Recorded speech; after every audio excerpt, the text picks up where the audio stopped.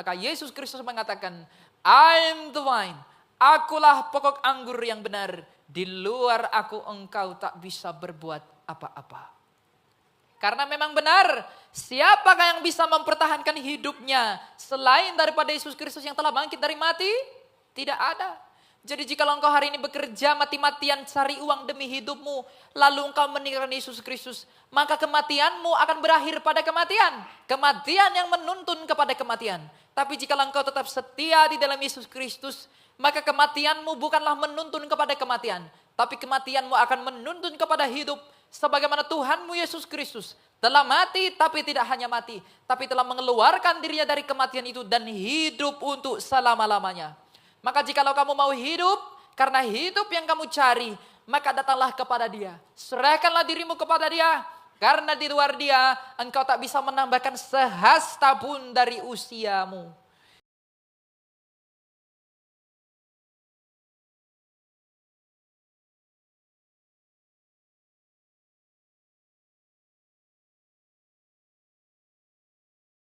Mari kita berdoa.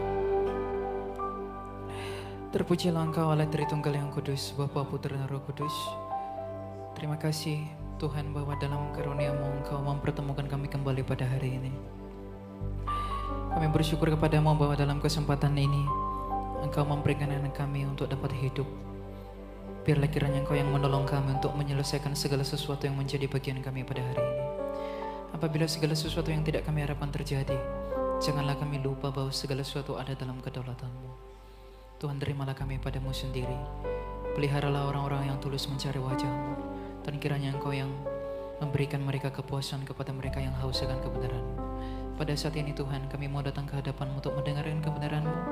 Perkenankanlah diri-Mu pada kami.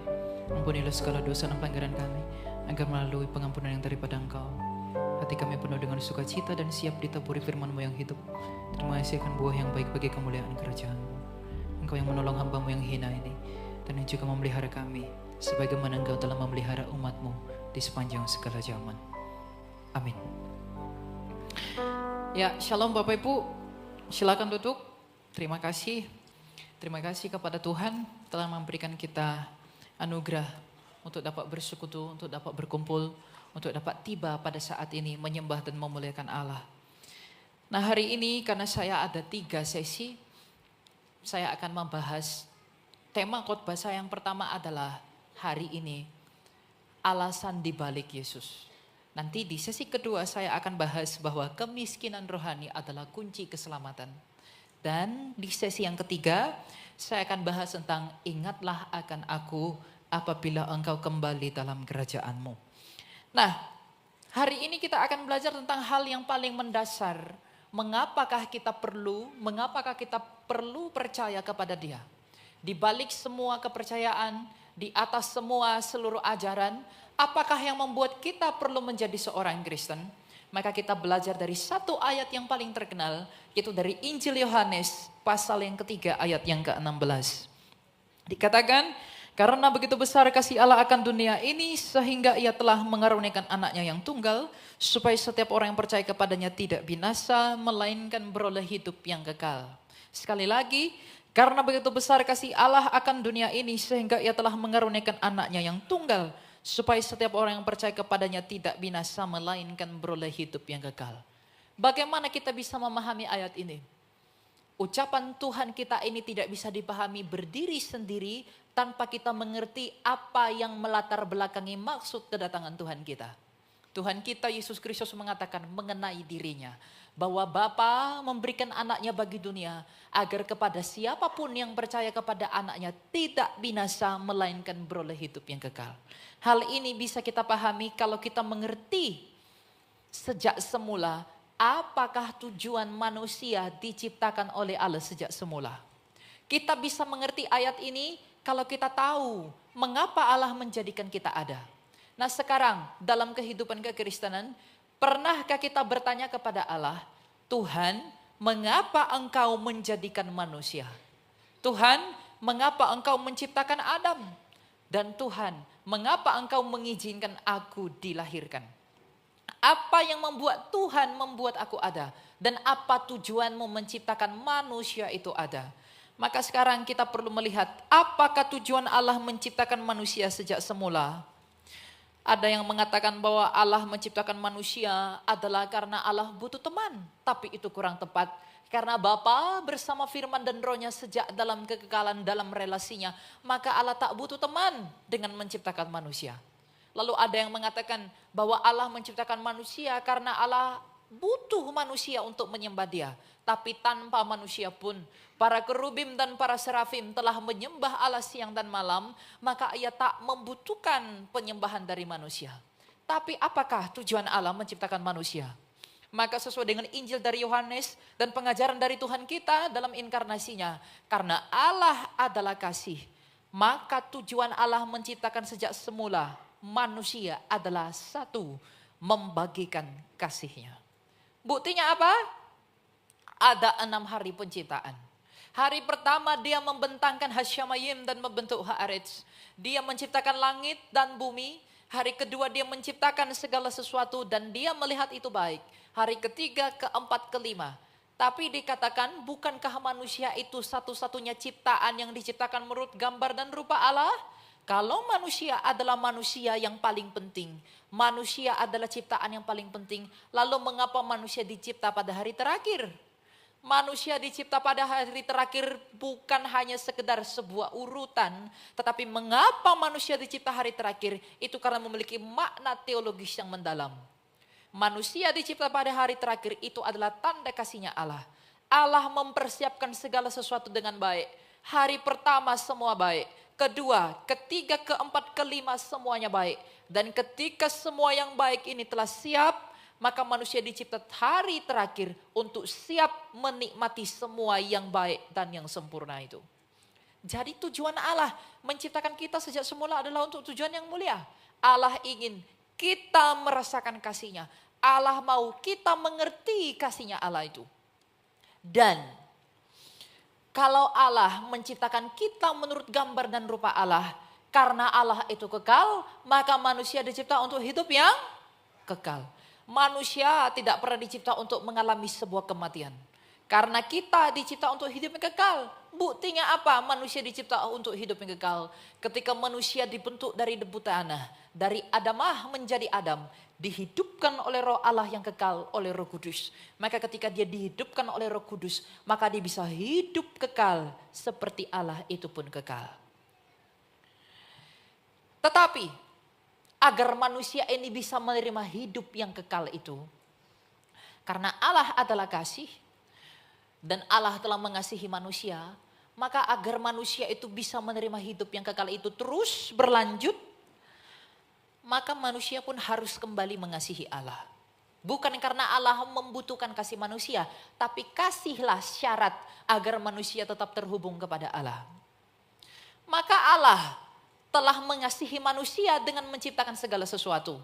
Maka manusia pun agar bisa terhubung dengan Allah, dia harus mengasihi Allah. Seperti kipas angin. Bagaimana kipas angin bisa terus berputar? Kabelnya harus tetap tersambung pada listrik sumber hidupnya. Listrik sumber hidup, kabel adalah perantaranya, dan kipas itu adalah tanda dia hidup. Maka kipas akan tetap terus berputar kalau kabelnya terus tercolok pada listriknya. Maka manusia bisa tetap hidup kalau manusia tetap tersambung dengan Allah. Bagaimana caranya manusia tersambung dengan Allah? Kasih. Seperti kipas bisa menyala dari listrik melalui kabel, maka manusia pun bisa tetap hidup dari hidupnya Allah melalui kasih.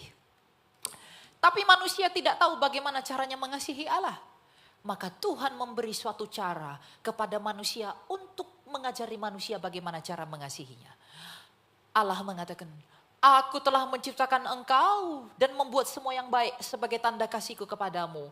Maka kalau kamu mau tetap terhubung denganku, maka kamu harus mengasihi aku. Tapi kamu tidak tahu bagaimana caranya mengasihi aku. Sekarang aku beritahu, kalau kamu mau makan buah, kalau kamu mau mengasihi aku, maka jangan makan buah pohon pengetahuan yang baik dan yang jahat itu. Larangan makan buah pohon pengetahuan bukanlah suatu ujian, bukanlah suatu cobaan kepada Adam dan Hawa.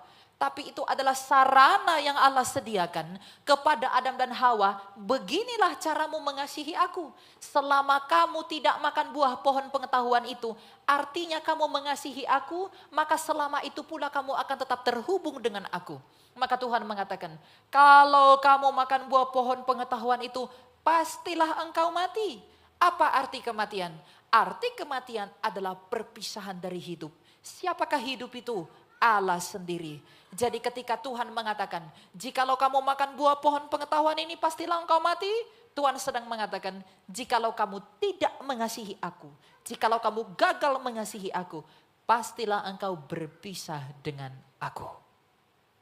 Dan pada akhirnya, ketika manusia itu gagal mengasihi Allah, Hawa digoda oleh si setan, lalu dia makan buah itu. Ketika dia makan, dia berikan kepada Adam. Ketika mereka makan, itu adalah tanda mereka gagal mengasihi Allah. Kejatuhan manusia ke dalam dosa bukan karena buah. Buah itu adalah simbol dari ketidaktaatan. Dan ketidaktaatan adalah tanda kegagalan kita mengasihi Allah. Kegagalan kita mengasihi Allah inilah yang membuat kita berpisah dengan Allah dan mati. Maka ketika manusia itu gagal, ketika manusia berpisah dengan Allah, maka hidupnya Allah tidak lagi menopang hidup manusia. Maka hidup manusia itu tidak lagi untuk hidup yang mulia dan hidup yang baik. Seperti kipas angin, ketika kabelnya dicabut dari listrik sumber hidupnya, maka kipas itu semakin lama semakin pelan dan akhirnya berhenti. Maka ketika manusia terputus dari pohon kehidupan sumber hidup kita itu, maka manusia itu semakin lama semakin menua dan akhirnya mati. Yang menyebabkan kematian di seluruh dunia ini adalah kegagalan mengasihi Allah. Itulah dosa. Dosa dalam bahasa Ibrani adalah hatah, artinya hutang. Hutang apakah manusia kepada Allah sehingga manusia berpisah dengan Allah? Kasih. Karena kita gagal mengasihi Allah, itulah yang membuat kita berpisah dengan Allah. Maka semua manusia menderita, manusia mati, binasa, kehilangan kemuliaan. Gambar Allah rusak, semua yang terjadi di dunia, kekacauan. Itu adalah karena kita tidak terhubung dengan Allah. Tapi ketika manusia gagal, ketika manusia rusak, apakah Allah membiarkannya begitu saja? Tidak. Apa yang Tuhan janjikan ketika manusia itu rusak? Dalam Kejadian 3:15 Tuhan menjanjikan satu hal yang teramat besar. Aku akan mengadakan permusuhan antara engkau dan perempuan ini, antara keturunanmu dan keturunannya. Keturunannya akan meremukkan kepalamu dan engkau akan meremukkan tumitnya. Yang Tuhan janjikan ketika manusia rusak, ketika manusia gagal adalah seorang anak laki-laki, keturunan perempuan itu yang akan meremukkan kepala iblis dan iblis akan meremukkan tumit anak laki-laki itu. Maka yang Tuhan janjikan adalah seorang anak laki-laki. Tuhan tidak menjanjikan agama, Tuhan tidak menjanjikan kepercayaan, Tuhan tidak menjanjikan orang kaya, Tuhan tidak menjanjikan orang besar. Yang Tuhan janjikan adalah seorang anak laki-laki dari keturunan perempuan yang akan meremukkan kepala ular. Kenapa harus kepala ular? Karena ular itulah yang menghasut manusia itu untuk masuk kepada maut. Maka nanti anak laki-laki ini akan mengalahkan ular yang mengundang manusia masuk ke dalam maut itu. Maka yang dijanjikan Allah adalah anak laki-laki yang akan meremukkan kepala ular. Kepala ular apa? Kepala adalah simbol dari kuasa. Maka apa kuasa ular? Kuasa ular adalah kematian. Maka yang dijanjikan oleh Allah kepada manusia adalah anak laki-laki yang akan mengalahkan ular dan kematian. Dan ular ini nanti akan meremukkan tumit anak laki-laki itu. Maka mengenai anak laki-laki ini, seluruh para nabi selama hampir 2000 tahun di seluruh kitab perjanjian lama, secara bergantian menubuatkan bagaimana ciri-ciri anak laki-laki ini. Nabi Musa 1250 tahun sebelum anak laki-laki itu lahir mengatakan bahwa nanti anak laki-laki itu akan tampil seperti aku. Jikalau aku memimpin engkau dari perbudakan Mesir, maka nanti anak laki-laki yang akan datang itu akan memimpin engkau dari perbudakan dosa. Dan jikalau aku, Musa dari Lewi, maka nanti anak laki-laki itu akan datang dari suku bangsa Yehuda. 1000 tahun sebelum anak laki-laki itu lahir, Raja Daud dalam Mazmur 22 mengatakan bahwa nanti anak laki-laki itu akan berseru, Eli, Eli lama sabachthani, ketika tangan dan kakinya dipaku dan anjing-anjing mengerumuninya. 750 tahun sebelum anak laki-laki itu lahir, Nabi Yesaya mengatakan bahwa nanti anak laki-laki itu akan ditikam, dia akan dihina, dia akan dicaci, dia akan dimaki, dia akan diremukkan. Tapi dia akan mengalami semuanya itu bukan oleh karena kesalahannya, tapi oleh karena kesalahan kita yang ditimpakan kepadanya. Dan dengan demikian oleh bilur-bilurnya kita menjadi sembuh. 700 tahun sebelum anak laki-laki itu lahir, Nabi Mika menubuatkan bahwa nanti anak laki-laki yang dijanjikan oleh Allah itu akan lahir di sebuah kandang domba di kota Daud di Bethlehem. Ve'atah Migdal Eder, bahwa nanti dia akan lahir di kotanya Daud dan dia akan disebut tunasnya Daud. Ratusan tahun sebelum Yesus lahir, Nabi Hosea menubuatkan bahwa nanti anak laki-laki itu akan diungsikan ke Mesir. Nabi Zakaria menubuatkan bahwa nanti anak laki-laki itu akan dijual 30 keping perak. Nabi Yehezkiel, Yeremia dan para nabi yang lain mengatakan bahwa nanti anak laki-laki itu tulang-tulangnya tidak akan dipatahkan. Jubahnya akan diundi, dia akan diberi minum yang pahit dan dia akan mengalami segala sesuatu yang buruk. Lalu para nabi dengan serentak berseru, nanti anak laki-laki itu akan melewati gerbang Yerusalem dan dia akan disebut Hosana, diberkatilah dia yang datang dalam nama Tuhan. Hampir 2000 tahun.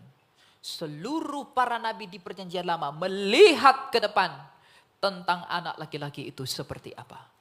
Maka setelah genap waktunya, kata penulis surat Ibrani, pada tahun 4 sebelum Masehi, mengandunglah seorang anak darah bernama Maria dari suku Yehuda, anak Yoyakim dan Ana, melahirkan seorang anak laki-laki di sebuah kota di Bethlehem, diasingkan ke Mesir atas titah Raja Herodes, mati tersalibkan, ditikam, dipaku, berseru Eli Eli lama sabachthani, datang dari bangsa Yehuda, memasuki Yerusalem, dijual 30 keping perak oleh pengkhianatan muridnya, jubahnya diundi, diberi minum yang pahit dan mengalami semua luka melewati via dolorosa.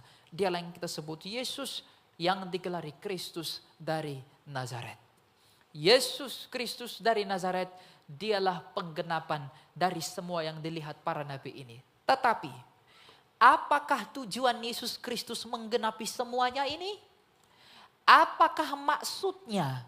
Apakah yang ingin dilakukan Yesus?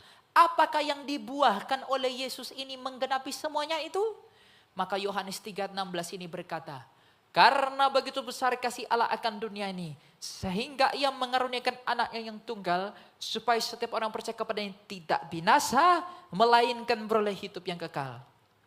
Mengapa dijanjikan barang siapa yang percaya kepada anak laki-laki ini tidak binasa, tapi beroleh hidup yang kekal?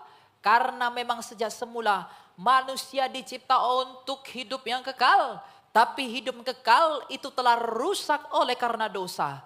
Maka apa yang dilakukan anak laki-laki ini agar kita kembali kepada hidup yang kekal? Yang dilakukan oleh Yesus Kristus ini adalah menyelesaikan penghalang kita kepada hidup yang kekal, yaitu dosa. Bagaimana cara Yesus Kristus menyelesaikan dosa? Karena dosa itu adalah hutang kepada Allah. Hutang apa? Hutang kasih. Bentuknya apa? Ketidaktaatan. Maka bagaimanakah Yesus Kristus melunasi dosa kita? Kalau kita telah berhutang kasih kepada Allah dengan ketidaktaatan kita, maka Yesus Kristus melunasi semua dosa kita melalui ketaatannya sampai mati di Kalvari. Makanya Paulus mengatakan, oleh karena ketidaktaatan Adam itu memimpin kita kepada maut, tapi oleh karena ketaatan Yesus Kristus memimpin kita kepada pembenaran.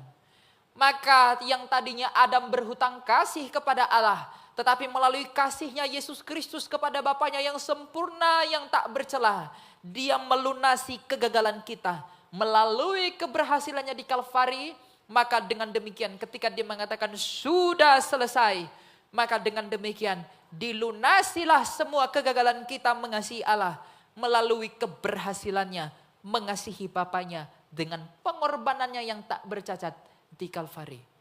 Maka kitab suci mengatakan, Ia telah memakukan surat hutang dosa kita di Kalvari. Kayu dari pohon pengetahuan telah menuntun kita kepada maut, tapi kayu salib telah menuntun kita kepada hidup. Oleh karena itu, di dalam Yesus Kristus inilah kegagalan kita digantikan. Maka ketika dia mati, tetelestai, tabir bait suci terbelah, tirai penghalang ruang suci dan ruang maha suci dirobek, yang artinya tidak ada lagi penghalang antara Allah dengan manusia melalui Yesus Kristus. Tapi selain melunasi dosa, Yesus Kristus melakukan hal yang lebih besar. Apa itu? Mengalahkan kuasa dosa. Kuasa dosa adalah maut, maka yang dilakukan Yesus Kristus adalah mengalahkan maut. Bagaimana cara Yesus Kristus mengalahkan maut? Dengan mengalami kematian di Kalvari. Dengan mati, dia memasuki kematian. Dengan memasuki kematian, dia bertemu dengan penguasa kematian. Dan ketika dia bertemu dengan penguasa kematian, yaitu iblis, maka Yesus merusak, menghancurkan, memporak-poranda, menginjak-injak kematian itu. Dan bukti bahwa Yesus Kristus menang atas kematian itu adalah ia bangkit pada hari ketiga. Ketika ia bangkit pada hari ketiga, artinya maut, kematian tidak bisa menahan Yesus Kristus dalam kuasanya. Maka jikalau engkau mau hidup, jikalau kita mau datang kepada hidup, datanglah kepada Dia yang hidup. Jikalau kita takut pada kematian, maka datanglah kepada Dia yang telah menaklukkan kematian. Kristus bukanlah suatu tambahan dalam hidup manusia, tapi jikalau manusia mau hidup, Kristus itulah hidupnya.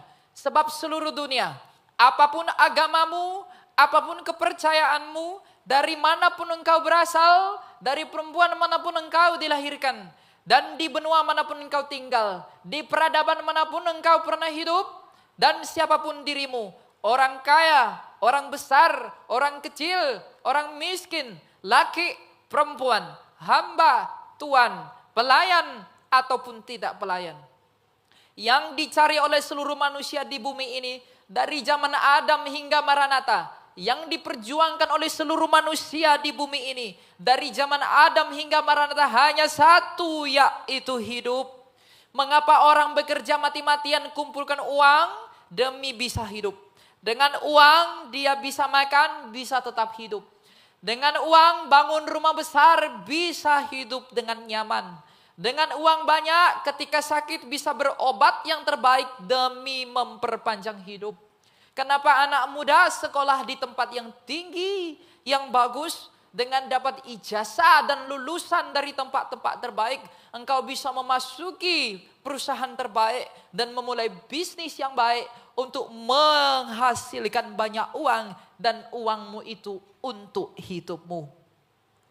Hiduplah yang dicari oleh seluruh manusia di bumi ini, baik orang yang tua maupun yang muda. Semua orang mati-matian memperjuangkan hidupnya. Semua orang mati-matian bekerja demi hidupnya. Itu adalah efek keterpisahan manusia dengan Allah. Maka manusia sekarang berusaha mencari hidupnya sendiri dengan berbagai cara. Apapun, orang yang tak mengenal Tuhan, orang yang bertuhan, yang tak mengenal Kristus, yang telah mengenal Kristus, yang mendengar Injil dan yang tidak mendengar Injil, yang dicari oleh seluruh manusia di muka bumi ini adalah hidup. Sadarilah itu wahai manusia. Dan yang paling ditakuti manusia itu adalah kehilangan hidup itu, yaitu kematian. Orang takut sekali kematian. Orang yang sudah mulai menua saking takutnya kematian, dia mulai diet, mulai suntik botok, mulai suntik rambut rontok, dan macam-macam. Kenapa dia melakukan seperti itu? Karena dia takut menua sebelum ia tiba pada kematiannya. Mengapa orang menumpuk uang? Mengapa orang menabung investasi? Sekarang di sosial media banyak sekali investasi demi memperkaya dan memperbanyak kantong dan memenuhi hidupnya. Kalau hidup yang paling dicari manusia dan kematian yang paling ditakuti manusia, Apakah alasan manusia itu menolak Dia, Yesus Kristus, sebagai satu-satunya yang hidup dan telah mengalahkan kematian ketika Ia bangkit? Tidak ada alasan bagimu untuk menolak Yesus. Tidak ada alasan bagimu untuk tidak percaya kepada Dia. Sebab hidup yang kamu perjuangkan tidak akan bertahan lama karena berujung pada kematian. Dan kematian yang kamu takuti tidak bisa kamu hindari. Maka jikalau demi uang, demi laki-laki, demi perempuan, demi apapun anak-anak muda engkau meninggalkan Yesus Kristus. Ingatlah, jikalau demi kekayaan engkau meninggalkan Tuhan. Ingatlah Antipas dan Herodian. Mereka adalah orang yang kaya yang begitu rupa. Tapi apakah kekayaan Herodian dan kekayaan Antipas bisa mempertahankan hidup sampai hari ini? Tidak. Jikalau anak muda demi jabatan, demi kekuatan engkau meninggalkan Yesus Kristus. Ingatlah kepada Alexander the Great yang memukul seluruh benua di dunia ini dengan gadanya bangsa Yunani. Tak seorang pun yang bisa menghasilkan dan mengalahkan Alexander the Great. Istananya besar sekali di Makedonia. Dia menginjak menelan Raja Persia. Raja Darius yang agung itu. Dia mengalahkan Babilonia dan menundukkan seluruh kerajaan. Kerajaan manakah sebelum Romawi yang bisa menunjukkan taringnya kepada Alexander the Great? Napoleon Bonaparte adalah penguasa yang hebat. Tapi ketika ia berperang dengan Britania Raya, dia kalah. Tapi Alexander the Great tidak pernah kalah berperang dengan siapapun. Tapi suatu kali ketika ia mau pergi ke Alexandria, di mana kota Alexandria yang dipersembahkan kepadanya. Dari perjalanan di Israel dari Yerusalem, melewati perbatasan gajah dari Mesir. Tiba-tiba dia demam tinggi. Dia demam, dia mati. Waktu itu belum ada obat panas. Belum ada bodrek. Apalagi. Waktu itu belum ada. Ingat, Alexander the Great yang begitu kuat, begitu hebat, begitu kaya, telah sia-sia oleh karena demam tinggi. Jadi jikalau demi kekuatan dan demi kekayaan engkau meninggalkan Yesus Kristus, lihatlah kepada Alexander the Great.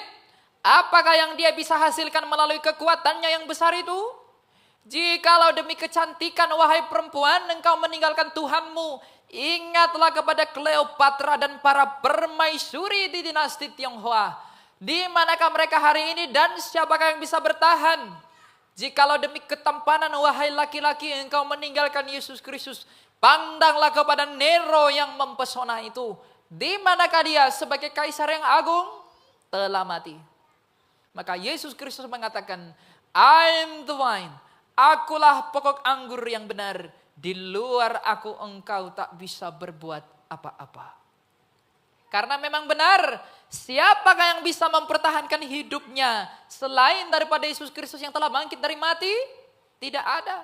Jadi jika engkau hari ini bekerja mati-matian cari uang demi hidupmu, lalu engkau meninggalkan Yesus Kristus, maka kematianmu akan berakhir pada kematian. Kematian yang menuntun kepada kematian. Tapi jika engkau tetap setia di dalam Yesus Kristus, maka kematianmu bukanlah menuntun kepada kematian, tapi kematianmu akan menuntun kepada hidup. Sebagaimana Tuhanmu Yesus Kristus telah mati, tapi tidak hanya mati, tapi telah mengeluarkan dirinya dari kematian itu dan hidup untuk selama-lamanya. Maka jikalau kamu mau hidup, karena hidup yang kamu cari, maka datanglah kepada Dia. Serahkanlah dirimu kepada Dia, karena di luar Dia engkau tak bisa menambahkan sehasta pun dari usiamu. Jikalau dengan apa yang kita miliki kita merasa bahwa kita bisa berbuat sesuatu di luar daripada Tuhan, maka renungkanlah hal ini. Apakah yang engkau miliki jikalau engkau tidak pernah menerima? Apakah yang saya miliki jikalau saya tidak pernah menerima? Mungkinkah saya memiliki hidup? Tidak, sebab hidup saya pun akan mati. Tapi jikalau saya mati di luar Kristus, maka kematian itu akan tetap dalam kematian. Sebagaimana orang hebat, orang besar, orang kuat telah mati dan masih mati. Kalau anak muda belajar filsafat, belajar stoikisme, belajar Plato, Aristotle, lalu mereka berkata, aku bisa memperlakukan hidupku tanpa Yesus. Aku bisa melakukan hidupku bagaimana aku hidup di dalam filsafat Yunani. Mungkin kita belajar dari Kongfucu, kita belajar dari Lao Tzu, dari buku Tao Te Ching, macam-macam how to treat life di dunia ini. Tapi mereka yang mengajarkan bagaimana hidup, apakah mereka sendiri hidup? Tidak. Jadi jikalau engkau mau tahu cara hidup, tapi gurumu itu tidak hidup, mungkin kamu murid lebih besar daripada guru. Adalah seperti sabda Tuhan, adalah lebih penting apabila seorang murid cukup menjadi seperti guru. Maka sebagaimana guru-guru di dunia ini telah mati. Jikalau engkau berguru kepada Plato, berguru kepada Aristotle, berguru kepada Thales, sebagai mereka mati, mereka pun dan engkau pun dan kita pun akan mati. Tapi kalau kita berguru kepada Dia, Yesus Kristus yang hidup itu, maka kamu dan saya pun akan hidup.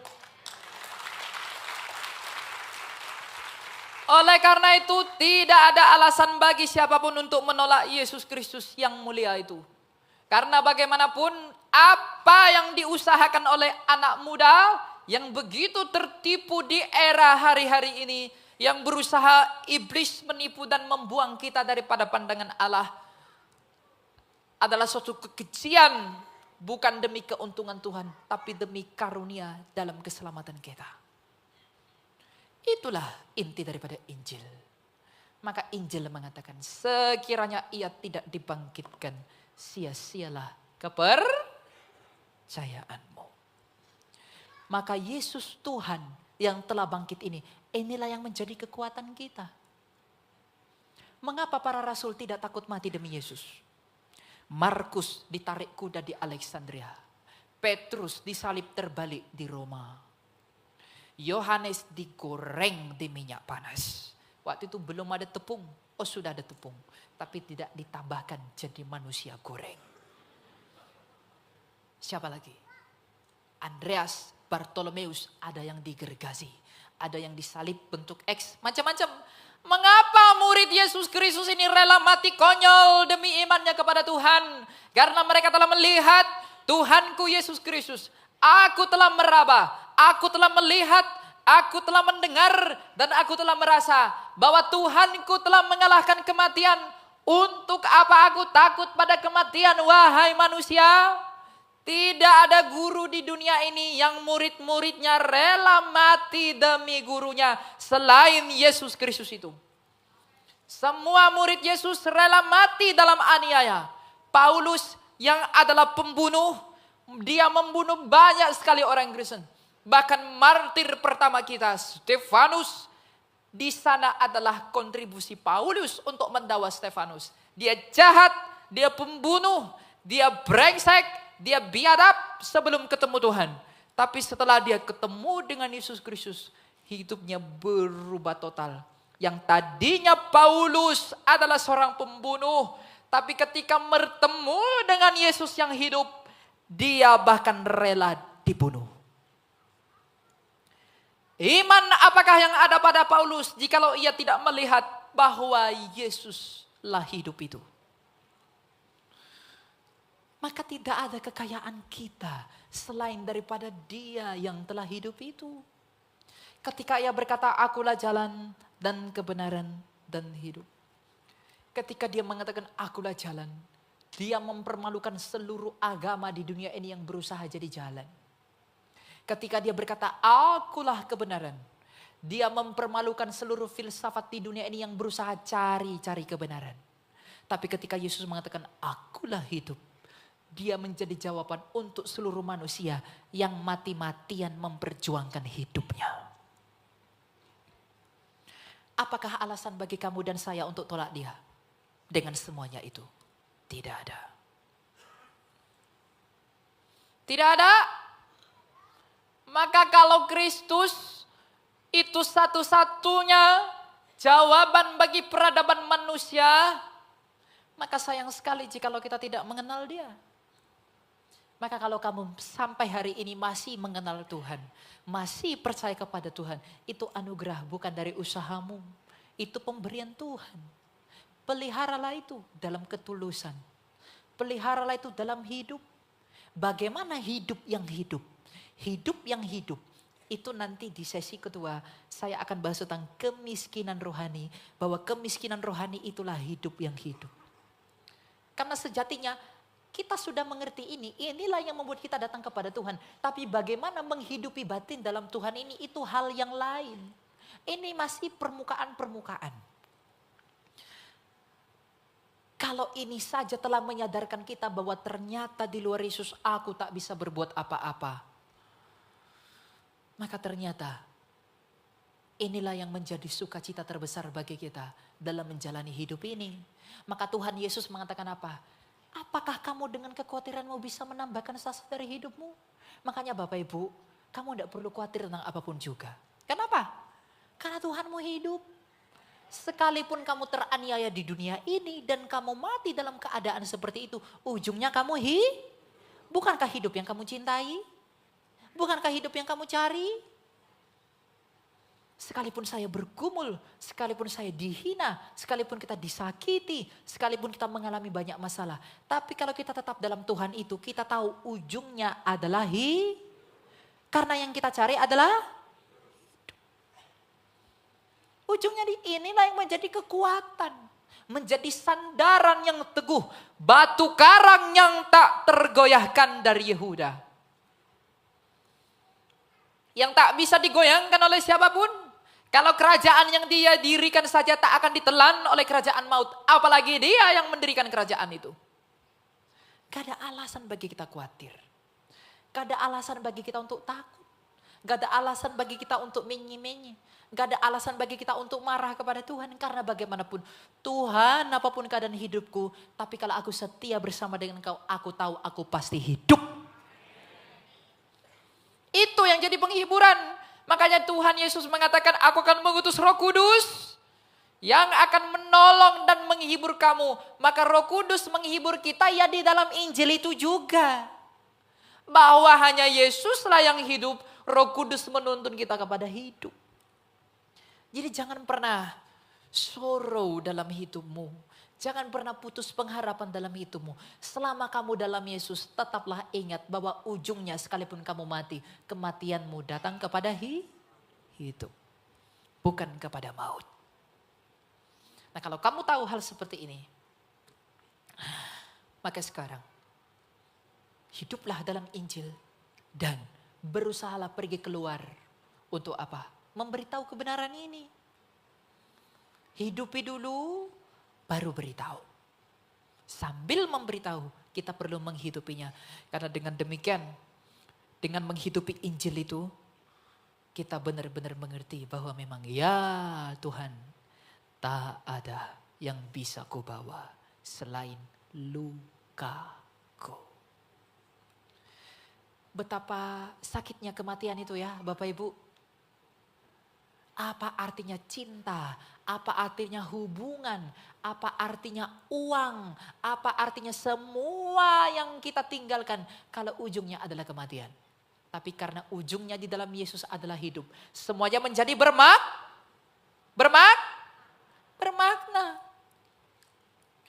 Jadi memang kematian itu telah dikalahkan oleh Yesus. Maka hidup yang kita mulai sekarang hanya bermakna di dalam Yesus yang adalah hidup. Kalau ujungnya kematian itu tak bermakna. Tidak bermakna. Semuanya sia-sia. Maka banggalah wahai anak muda, kamu kenal Yesus. Anak muda, wahai anak muda. Saya bilang anak muda yang muda-muda jangan tunduk merasa tua. Tetap muda. Jadilah anak muda dalam keberanianmu, dalam kesetiaanmu, dan dalam banyak hal. Kenapa?